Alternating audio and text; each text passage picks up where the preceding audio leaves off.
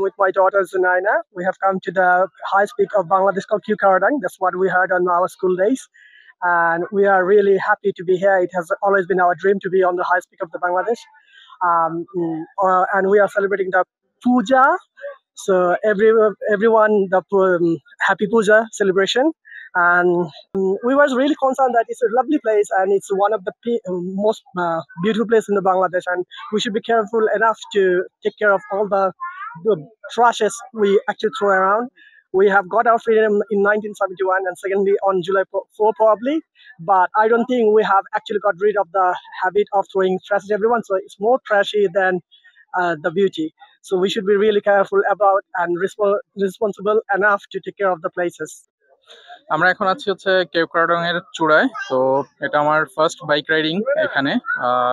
অসম্ভব সুন্দর, এক কথায় ভয়ঙ্কর সুন্দর যাকে বলে।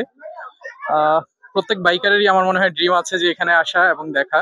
বাট আমাদের বাইকারদের আসার পথে যেটা দেখলাম, একটু সচেতন হওয়া উচিত। আমরা যখন রাইডিং করি নিজের এবং অন্যের নিরাপত্তার স্বার্থে আমরা সুন্দরভাবে যাতে সেই লেন মেনটেন করে বা আমাদের রাইডিংটাকে যাতে নিজের কন্ট্রোলের মধ্যে রাখি, যাতে নিজে নিরাপদ থাকতে পারি, অন্যকে নিরাপদ রাখতে পারি। আমরা মোটরসাইকেলে কেওক্রাডং এসেছি আজকে সকালবেলা। আমাদের দেশে এত সুন্দর জায়গাতে আছে, মানে না আসলে বোঝা মুশকিল।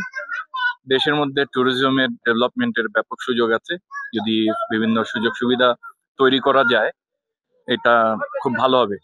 আর আরেকটা জিনিস বলতে চাই যে কেওক্রাডং এসে মনটা যেরকম ভালো হচ্ছে, কিছু অংশে মনটাও খারাপ হচ্ছে, কারণ আমরা যেখানে যাই সেখানেই ময়লা আবর্জনা ফেলি, জায়গাগুলোকে অসুন্দর করে ফেলি। তো এটা তো এন্ড অফ দ্য ডে আমাদের দেশ, আমাদের নিজেদেরকে এটাকে সুন্দর রাখতে হবে। বিদেশ থেকে কেউ এসে আমাদেরকে ঠিক করে দিয়ে যাবে না।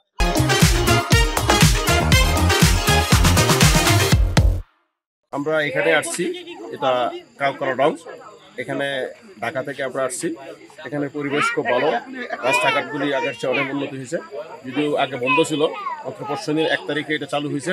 আমরা এই জন্য প্রশাসনকে ধন্যবাদ জানাই এটা চালু করার জন্য, এবং এখানে প্রচুর দর্শকজন আসে। ঠিক আছে, এটা একটা বাংলাদেশের অন্যতম পর্যটন কেন্দ্র। আমার এখানকার আজকের অনুভূতি খুবই সুন্দর। তো এখান আমি যতটুকু জানতে পেরেছি যে অক্টোবরের 1 তারিখ এটা স্টার্ট হয়েছে। সো আপনারা সকলে এখানে আসবেন, কিন্তু এটার পরিবেশ রক্ষার দায়িত্ব হচ্ছে আমাদের।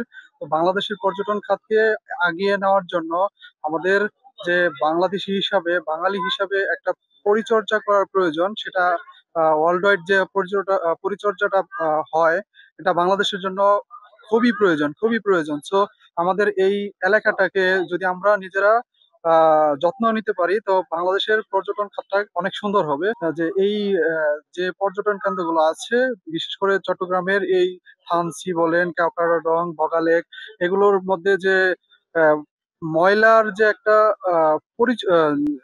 পরিপাটি যে একটা অবস্থা, যে সেটা মেনটেন করা উচিত।